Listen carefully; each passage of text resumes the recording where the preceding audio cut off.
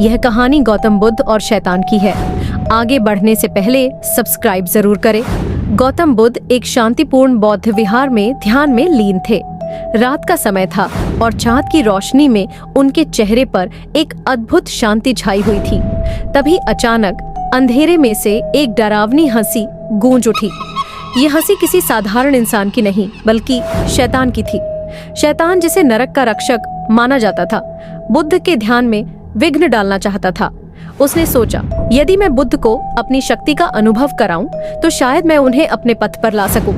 उसने तुरंत अपनी काली शक्तियों का उपयोग करके एक भयंकर रूप धारण किया और बुद्ध के समक्ष प्रकट हुआ। शैतान ने कहा, गौतम, तुम कितने शांत हो, जबकि इस दुनिया में इतना दुख है। क्या तुम इसे दूर कर सकते हो?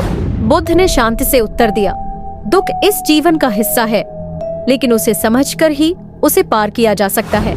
शैतान ने एक तीव्र चमक के साथ कहा, तो क्या तुम मेरे सामने अपनी शक्तियों का परीक्षण करोगे?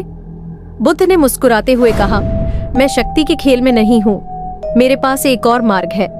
शैतान ने फिर एक चुनौती पेश की, यदि तुम मेरे 3 प्रश्नों का सही उत्तर दे सको तो मैं तुम्हें छोड़ दूंगा, लेकिन यदि तुम असफल रहे तो तुम्हें मेरी दुनिया में आना होगा। बुद्ध ने नकारते हुए कहा, मैं तुम्हारी चुनौती स्वीकार करता हूँ।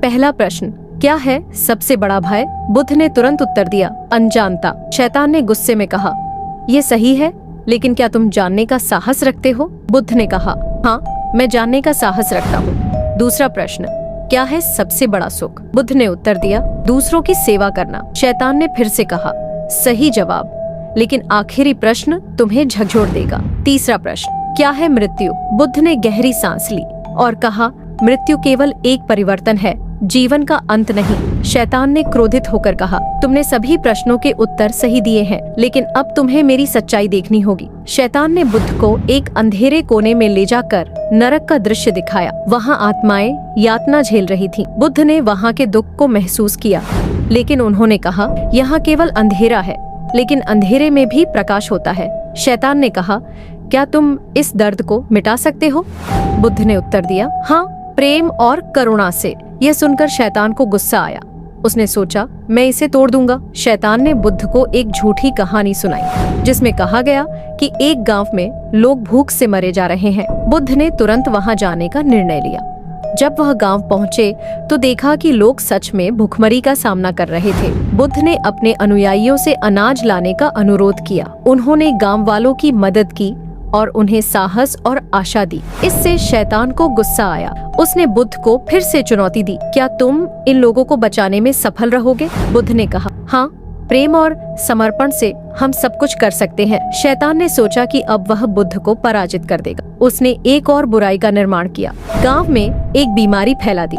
बुद्ध ने देखा कि लोग फिर से असहाय हो रहे हैं। उन्होंने गांव वालों को एकत्र किया और कहा, हम सब मिलकर इस बीमारी का सामना करेंगे। एकजुटता में ही शक्ति है। गांव वालों ने मिलकर एक दूसरे की मदद की और अंततः बीमारी को मात दी। शैतान ने यह सब देखा और उसका दिल आहत हुआ। उसने सोचा, यह व्यक्ति कितनी ताकतवर है, क्या मैं इसे हरा सकता हूँ? एक दिन शैतान ने बुद्ध के पास जाकर कहा, मैं तुम्हें हार मानने वाला नहीं समझता, लेकिन तुम्हारी करुणा ने मुझे छू लिया है। बुद्ध ने कहा, तुम्हारे अंदर भी अच्छाई है, उसे पहचानो। शैतान ने अपनी सच्चाई स्वीकार की, मैंने हमेशा बुराई की है, लेकिन तुमने मुझे एक नई राह दिखाई है। बुद्ध ने मुस्कुराते हुए कहा, हर किसी के अंदर परिवर्तन की क्षमता होती है।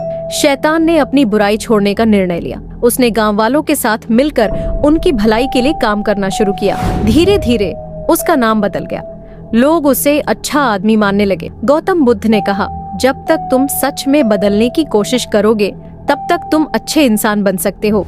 गौतम बुद्ध और शैतान ने एक साथ गांव की भलाई के लिए काम किया। इस यात्रा में शैतान ने न केवल अपनी बुराई को छोड़ा, बल्कि उसने अपने अतीत से भी सीख ली। आखिरकार शैतान ने समझ लिया कि असली शक्ति केवल बुराई में नहीं, बल्कि करुणा और प्रेम में है। गौतम बुद्ध ने उसे दिखाया कि जीवन में हर किसी के लिए एक नया मार्ग होता है, बशर्ते वे उसे ढूंढने का साहस रखें। इस तरह गौतम बुद्ध और शैतान की कहानी एक नई शुरुआत की ओर बढ़ी, जहां अंधकार से प्रकाश की ओर जाने का मार्ग खुला। शैतान अब एक भला आदमी बन चुका था, जिसने अपने अतीत को भुलाकर एक नई जिंदगी की ओर कदम बढ़ाया। तो आज की वीडियो यहीं समाप्त होती है। अगर चैनल पर नए हो तो सब्सक्राइब जरूर करें।